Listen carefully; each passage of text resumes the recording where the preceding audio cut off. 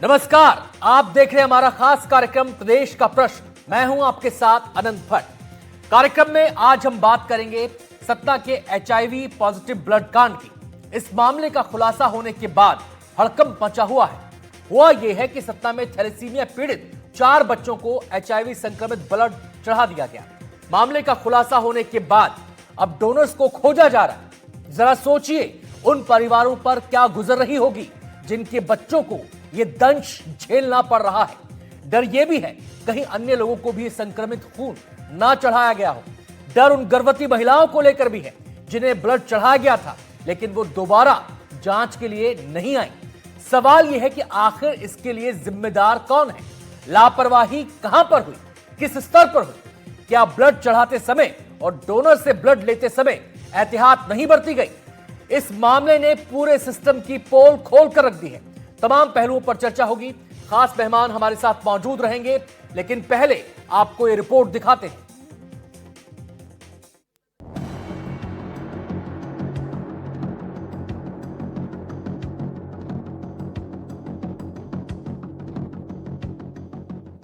सतना में अस्पताल प्रबंधन की बड़ी लापरवाही।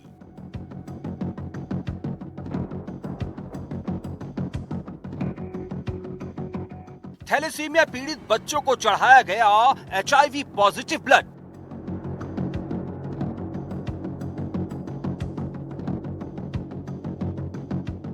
कहां से आया सरकारी अस्पताल में संक्रमित खून?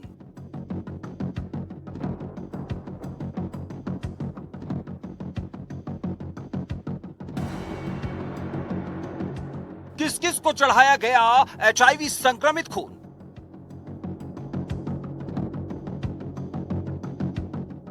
मासूमों की जान से खिलवाड़ का जिम्मेदार कौन?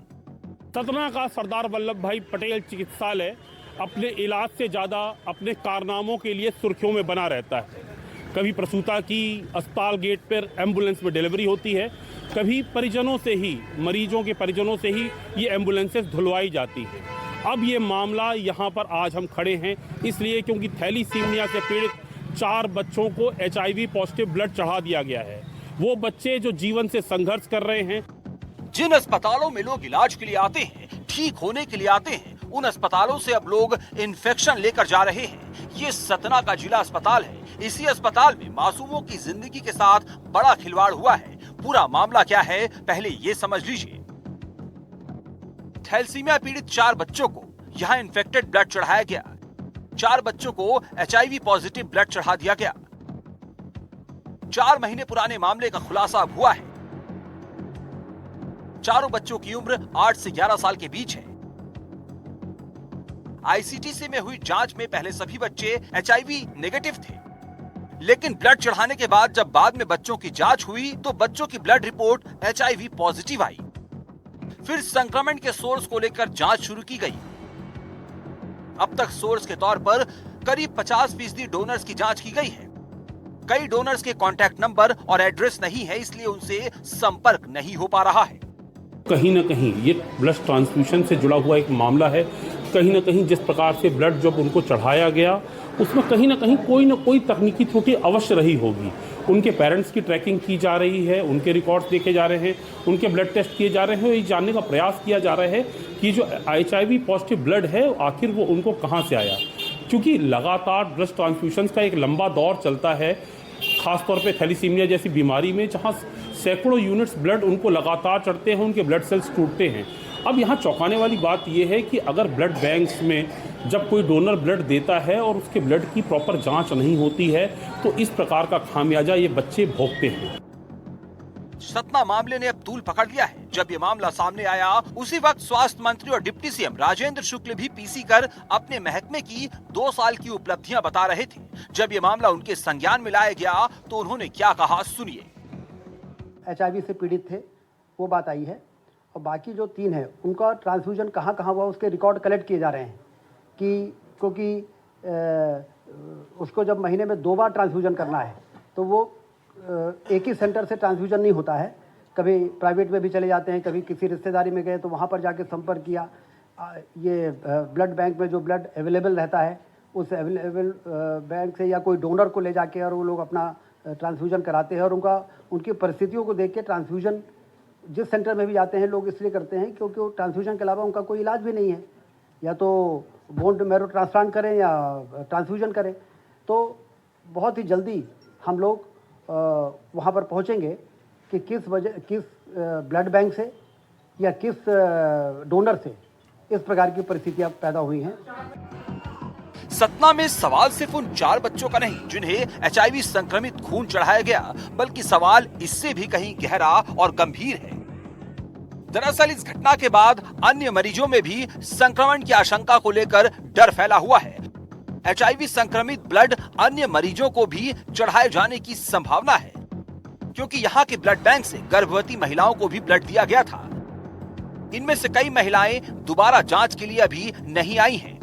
टेक्निकली तो एक ही कारण हो सकता है कि जो अपनी किट से अपन टेस्ट करते हैं जी, जो अपने पास अवेलेबल है रैपिड किट होती है, और एक होती है हमारे पास अभी क्लियर आ गई है, और इससे अच्छा बेहतर होता है नेट टेस्ट, वो जो अपने पास अभी नहीं है। इन बच्चों को ट्रैक करके इनका एचआईवी की कंफर्मेशन टेस्ट करवा लिया गया है, इनको आईसीटीसी सेंटर रेफर कर दिया गया है, और वहाँ से एआरटी सेंटर में जाके ट्रीटमेंट भी शुरू हो गया है इनका। ये मामला बेशक अब सामने आया है, लेकिन सतना ब्लड कांड को 3 से 4 महीने बीत चुके हैं। ये हम नहीं बल्कि संक्रमित बच्चे के पिता खुद कह रहे हैं। जब एचआईवी संक्रमित बच्चे के पिता से एनडीटीवी की टीम ने बात की तो उन्होंने क्या कहा, आप भी सुनिए। जांच करवाए जबलपुर में तो पता चला कि थैलेसीमिया, फिर इसको ब्लड लगवाने लगी, ब्लड लग रहा कंटिन्यू, आज वर्तमान में 14 साल की लगभग। ब्लड कहाँ चढ़वाया? ब्लड तो मान लीजिए कंटिन्यू तो सतना में चढ़वाते हैं, और उसको 3 बार जबलपुर में चढ़वाया गया और 3 बार बिरला से लाकर एक चढ़वाया गया सास के हाथ में। आपको एचआईवी का कब पता चला? सर हमको 2-3 महीने हो गए सर। तो कैसे, क्या बताए कैसे हुई? बोले कि वो ब्लड चढ़ाने से। मध्य प्रदेश में स्वास्थ्य के नाम पर कैसे लोगों की सेहत के साथ खिलवाड़ हो रहा है, अब इन 6 तस्वीरों से समझिए। पहली तस्वीर जबलपुर के विक्टोरिया अस्पताल की है, जहां अस्पताल के आईसीयू वार्ड में चूहे घूमते नजर आए। दूसरी तस्वीर इंदौर के एमवाई अस्पताल में हुए चूहों के काटने के बाद यहां 2 नवजातों की मौत हो गई थी। तीसरी तस्वीर कोलारस के स्वास्थ्य केंद्र की है, जहां अस्पताल से 5 फीट लंबे सांप को रेस्क्यू किया गया था। अगर ये सांप किसी मरीज को काट लेता तो उसकी जान भी जा सकती थी। चौथी तस्वीर रीवा के संजय गांधी अस्पताल की है, जहां पहली डिलीवरी के दौरान छोड़ा गया पिन दूसरी डिलीवरी के वक्त महिला के पेट से निकाला गया था। इसमें नवजात भी गंभीर रूप से जख्मी हो गया था, उसे आईसीयू में भर्ती कराना पड़ा था। 5वीं तस्वीर भी रीवा के संजय गांधी अस्पताल की ही है, जहां ओटी में आग लगने के बाद सफाई के दौरान एक नवजात का अधजला शव मिला। और 6ठी तस्वीर छिंदवाड़ा की है, जहां जहरीले कफ सिरप की वजह से एक के बाद एक 20 बच्चों की मौत हो गई थी। फिलहाल सतना ब्लड कांड के बाद पूरे प्रदेश में हड़कंप मच गया है। हर वो शख्स डरा हुआ है जिसने अस्पतालों में जाकर ब्लड चढ़वाया है। इस मामले में फिलहाल कलेक्टर ने जांच के आदेश दे दिए हैं। अब ये पता लगाने की कोशिश की जा रही है कि संक्रमित ब्लड अस्पताल में पहुंचा कैसे।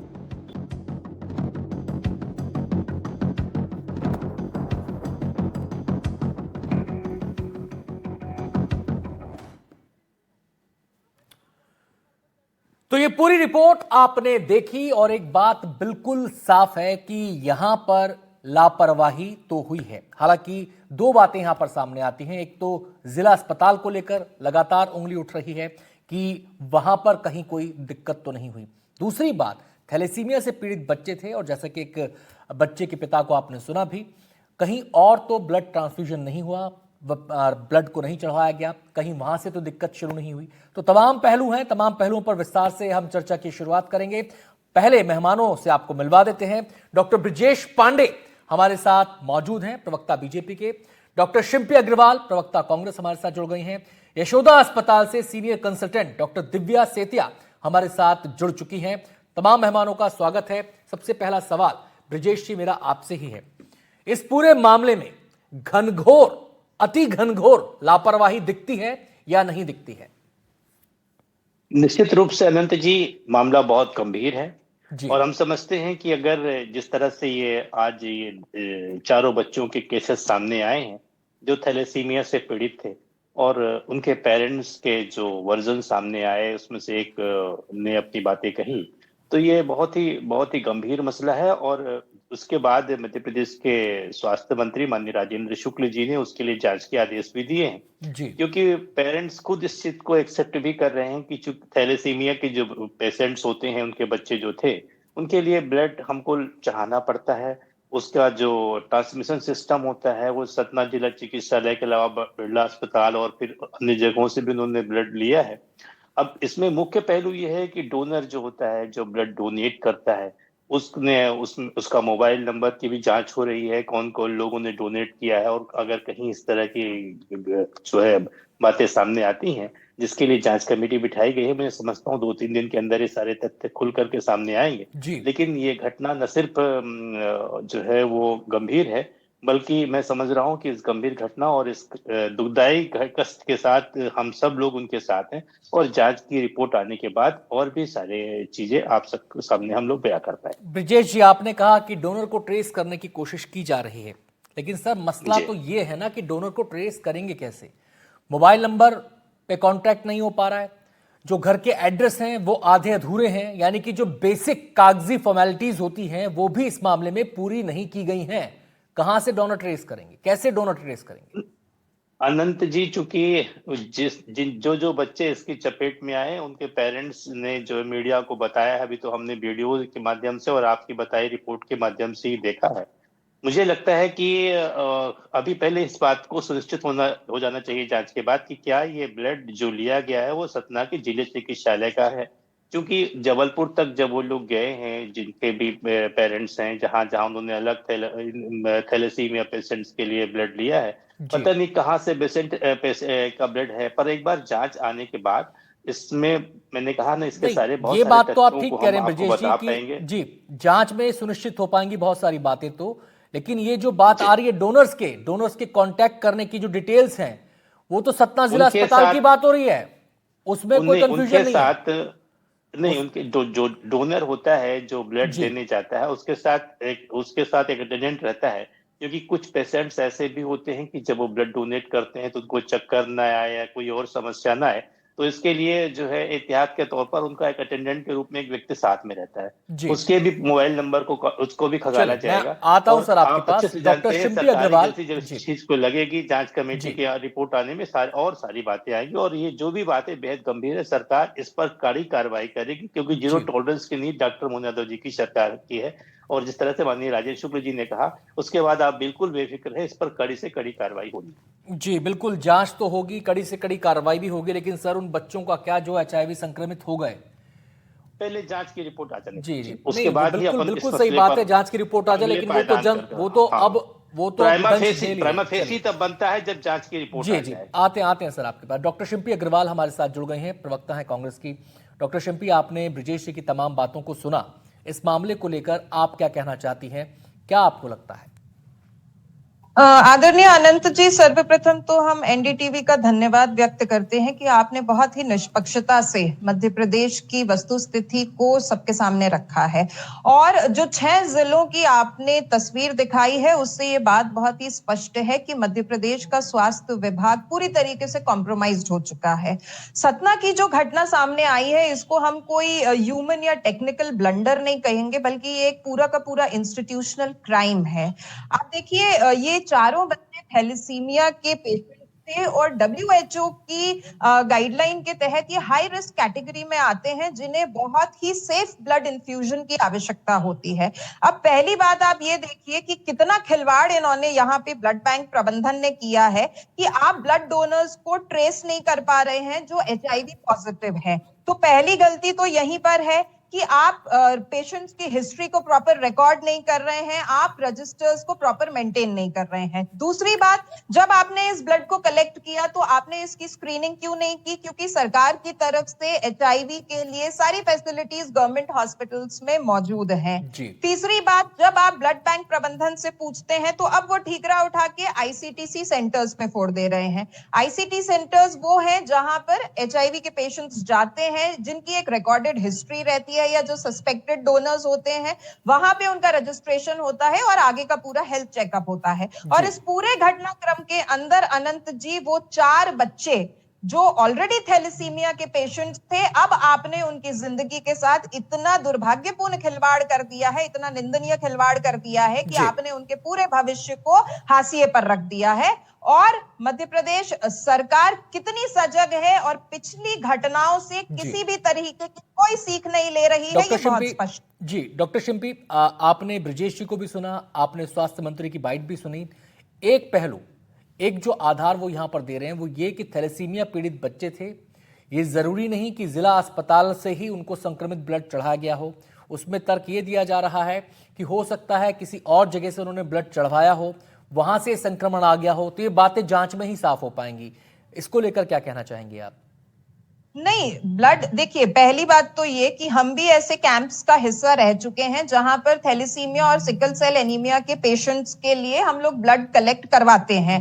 और जो मेजर पेशेंट्स हैं जो गवर्नमेंट हॉस्पिटल्स में आते हैं वो इधर उधर कहीं पर भी नहीं भटकते हैं, वो उन्हीं हॉस्पिटल्स में रेगुलर ब्लड ट्रांसफ्यूजन के लिए जाते हैं। दूसरी बात, अगर आप अपनी बात कंप्लीट कीजिएगा, मैं केवल आपकी जानकारी के लिए बता रहा हूं कि एक बच्चे के, जो पीड़ित बच्चा है उसके पिता से हमने बात की है, उन्होंने ऑन कैमरा बोला है, माइक के सामने बोला है कि दूसरी जगह भी ब्लड चढ़वाया गया था। ये बात उन्होंने कही है।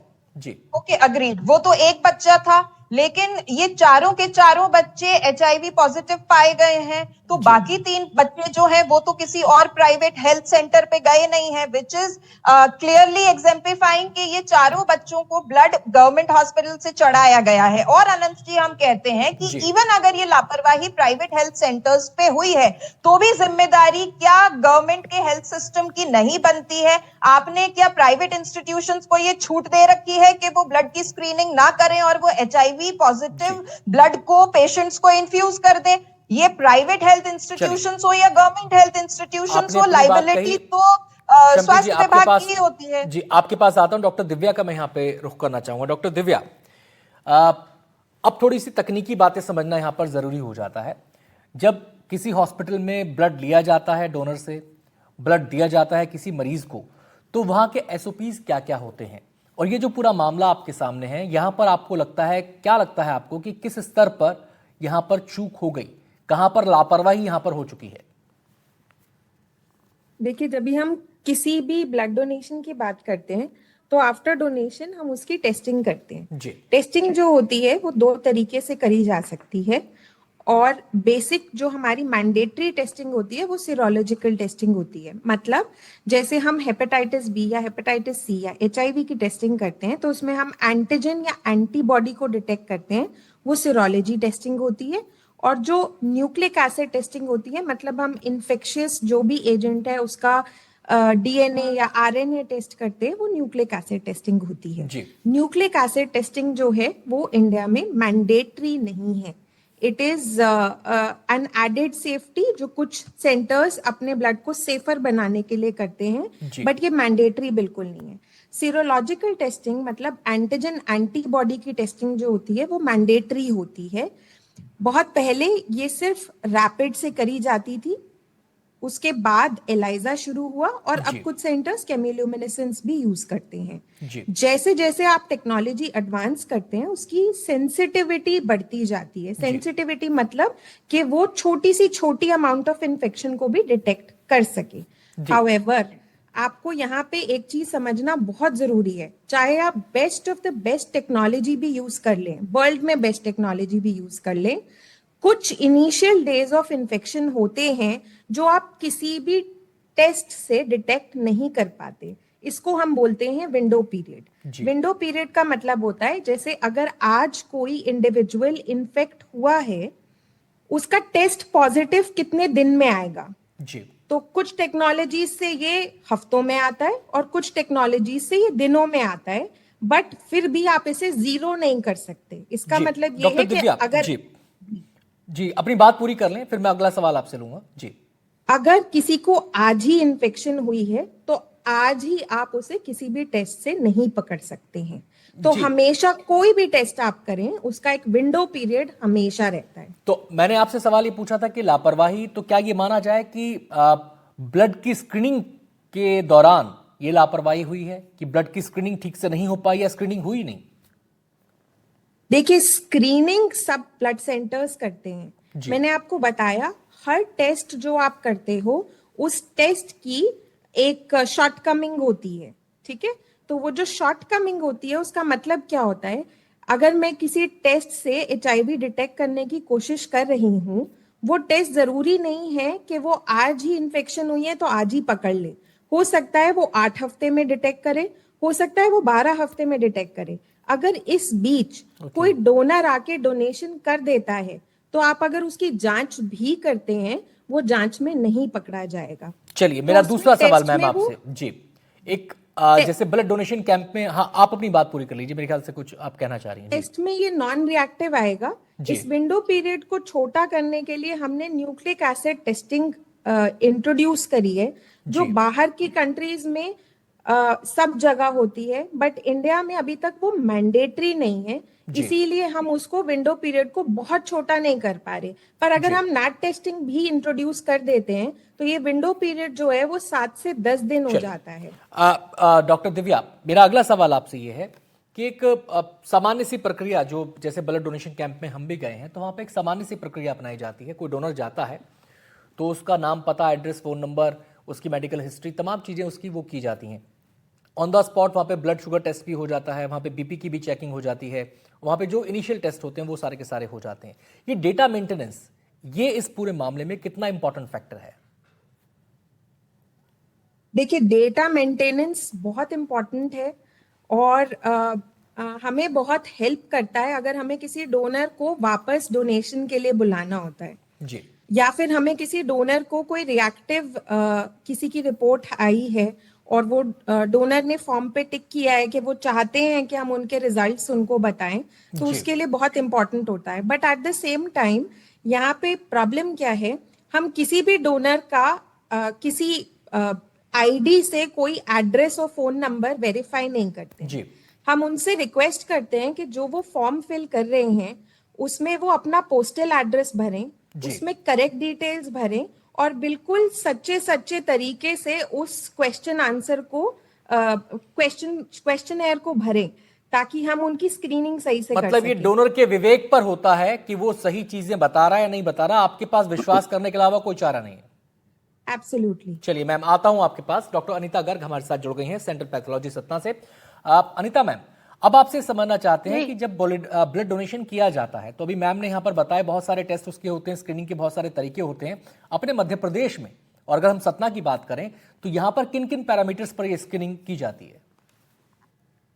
सर वैसे तो ब्लड से करीबन 100 बीमारियां ऐसी होती है जो कि ट्रांसफ्यूज हो जाती हैं जी, लेकिन अपने पास लिमिटेड ये टेस्ट है, जैसे कि ऑस्ट्रेलिया एंटीजन है, PDRL है, HIV है, ये हम लोग टेस्ट करते हैं जी। लेकिन मैडम ने ठीक कहा कि जो विंडो पीरियड है वो अभी तक हमारे पास ऐसी कोई मशीनें नहीं है जो कि आज इन्फेक्शन हुआ और आज ही हम उसको टेस्ट कर पाए।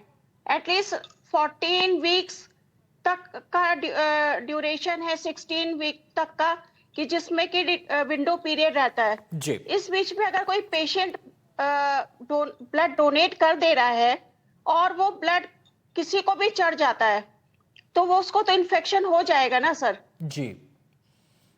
मतलब मेन बात है कि जो पैथोजन इंटर हुआ, मतलब अगर हम ये कहें उसके जी जी अगर हम ये कहें कि ये जो विंडो पीरियड का गैप है, ये जो ब्लाइंड स्पॉट इसको हम कह सकते हैं, ये ब्लाइंड स्पॉट है एक किस्म का जी। ये ब्लाइंड स्पॉट में अगर किसी ने खून दिया और किसी ने खून लिया तो फिर वो भगवान भरोसे ही है।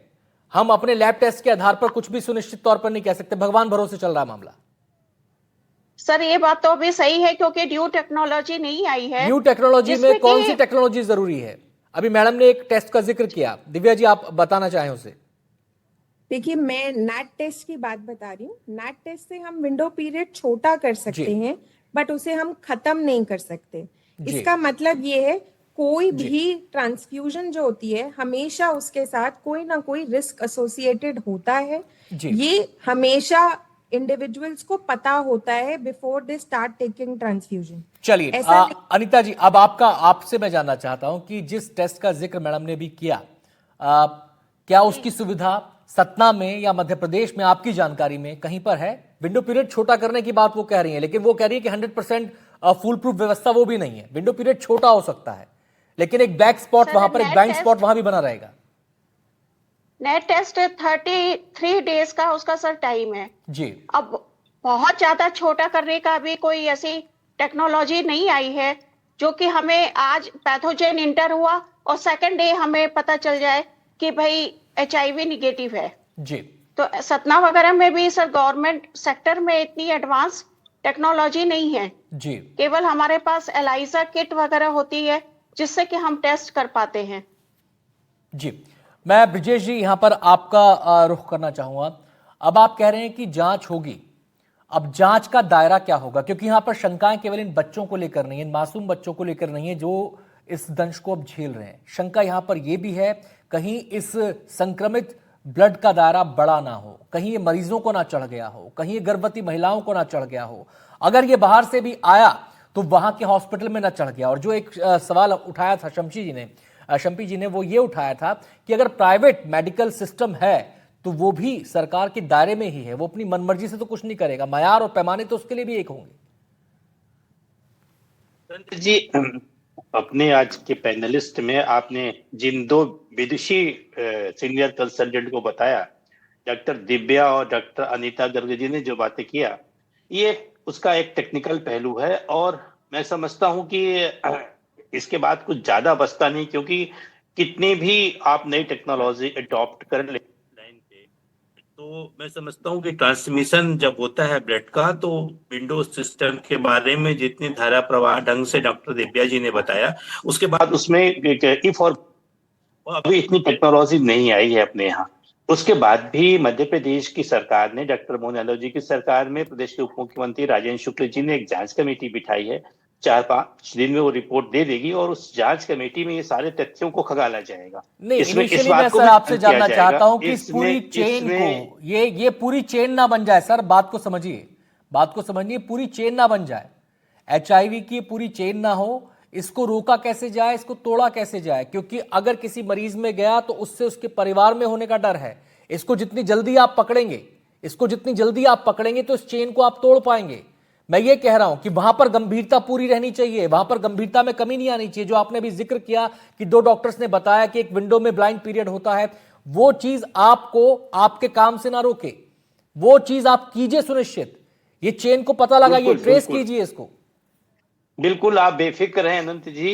मैं मध्य प्रदेश के सबसे बड़े प्रतिष्ठित चैनल में बैठ के बड़े गंभीरता से इस बात को कह रहा हूं कि प्रदेश की सरकार इस मसले को ध्यान पूर्वक रखते हुए 3 दिन के अंदर जांच कमेटी की रिपोर्ट आ जाएगी।